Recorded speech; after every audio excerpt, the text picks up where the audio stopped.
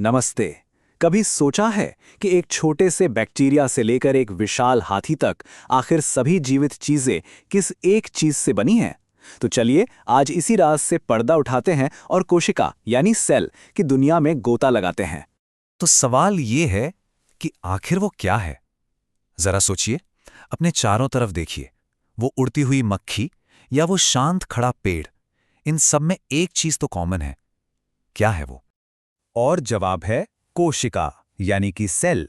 यही वो कह सकते हैं कि बिल्डिंग ब्लॉक है जो किसी भी जीव का पूरा ढांचा बनाती है। और सिर्फ ढांचा ही नहीं, बल्कि वो सारे काम भी करती है जो जिंदा रहने के लिए जरूरी है। इसीलिए इसे जीवन की स्ट्रक्चरल और फंक्शनल यूनिट कहते हैं, मतलब ढांचा भी और काम भी। तो आज की इस पड़ताल में हम क्या-क्या देखने वाले हैं? सबसे पहले जीवन की इस इकाई को समझेंगे, फिर कोशिका के अंदर झांकेंगे, एकदम फैक्ट्री की तरह।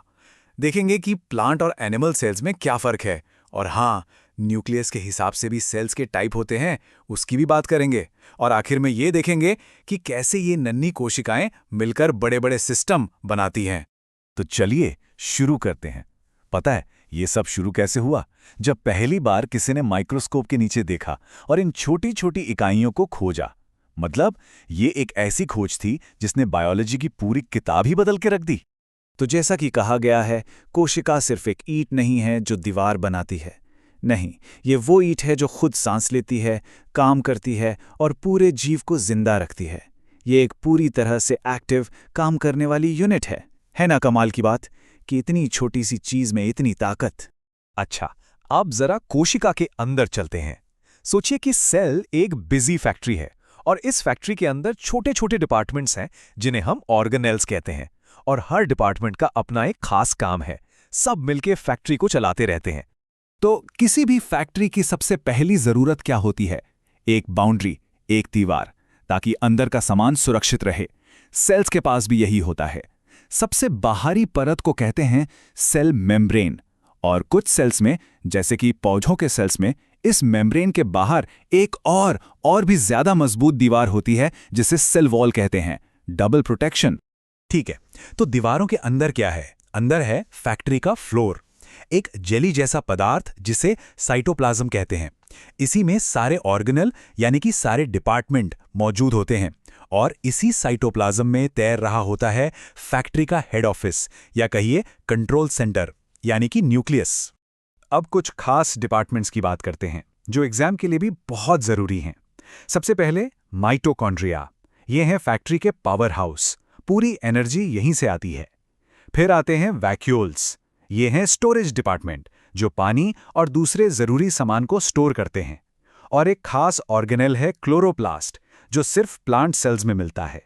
ये समझ लीजिए कि ये फैक्ट्री की किचन है जहां फोटोसिंथेसिस से खाना बनता है। तो हमने फैक्ट्री के अंदर की चीजें तो देख ली, पर क्या सभी सेल्स एक जैसे होते हैं? बिल्कुल नहीं। और यहीं पर आता है एक बहुत जरूरी सवाल कि प्लांट सेल्स और एनिमल सेल्स में आखिर फर्क क्या है। चलिए इसे समझते हैं। ये टेबल देखिए, इसमें सब कुछ साफ साफ लिखा है। 3 बड़े फर्क हैं। पहला, सेल वॉल, ये प्लांट सेल में होती है, एनिमल सेल में नहीं। दूसरा, एक बहुत बड़ा सा वैक्यूल, ये भी प्लांट सेल की पहचान है। और तीसरा, क्लोरोप्लास्ट, जिससे पौधे अपना खाना बनाते हैं, वो भी सिर्फ प्लांट सेल में होता है, एनिमल सेल में नहीं। इन्हीं वजह से पौधे इतने सख्त होते हैं और अपना खाना खुद बना पाते हैं। सेल्स को बांटने का एक और तरीका है, और ये तरीका उनके न्यूक्लियस यानी कंट्रोल सेंटर पर आधारित है। जी हाँ, सारे न्यूक्लियस एक जैसे नहीं होते। इसको ऐसे समझिए, एक होते हैं प्रोकैरियोटिक सेल। प्रो मतलब पुराना। इनमें न्यूक्लियस तो होता है, पर उसके चारों तरफ कोई दीवार, कोई मेम्ब्रेन नहीं होती। मतलब सारा जेनेटिक मटेरियल साइटोप्लाज्म में बिखरा पड़ा रहता है। वहीं दूसरी तरफ है यूकैरियोटिक सेल। यू मतलब ट्रू या असली। इनमें एक प्रॉपर वेल डिफाइंड न्यूक्लियस होता है जिसके चारों तरफ मेम्ब्रेन होती है। सारा सामान करीने से अंदर पैक रहता है। ज्यादातर जीव, जिनमें हम इंसान भी शामिल हैं, यूकैरियोटिक होते हैं। तो हमने एक अकेली सेल को तो समझ लिया, पर बात यहीं खत्म नहीं होती। असली जादू तो तब शुरू होता है जब ये अरबों खरबों सेल्स एक साथ मिलकर काम करते हैं।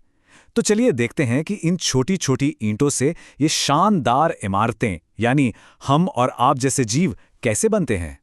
एक बहुत ही इंटरेस्टिंग बात, जब कोई जीव बड़ा होता है, जैसे एक छोटा बच्चा बड़ा होता है, तो उसकी सेल्स का साइज नहीं बढ़ता, नहीं, बल्कि सेल्स की संख्या बढ़ती है। एक सेल से 2, 2 से 4, 4 से 8 और ऐसे करते करते खरबों सेल्स बन जाते हैं। हमारी ग्रोथ का राज सेल्स की संख्या में है, उनके साइज में नहीं। और ये सेल्स आपस में जुड़ते कैसे हैं? इसका एक पूरा सिस्टम है, एक पदानुक्रम है। देखिए, जब एक जैसी सेल्स जो एक ही काम करती हैं वो एक साथ आती हैं तो वो बनाती हैं टिश्यू यानी ऊतक। फिर कई तरह के टिश्यूज मिलकर बनाते हैं एक ऑर्गन यानी अंग, और फिर कई ऑर्गन्स एक साथ मिलकर काम करते हैं तो बनता है एक ऑर्गन सिस्टम।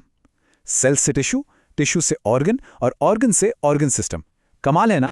तो सोचिए, अगर एक अकेली कोशिका में जीवन की पूरी किताब, पूरा ब्लूप्रिंट मौजूद है, तो फिर खरबों कोशिकाओं का एक साथ मिलकर इतने सलीके से काम करना, ये कितना ज्यादा कॉम्प्लेक्स और अद्भुत होगा।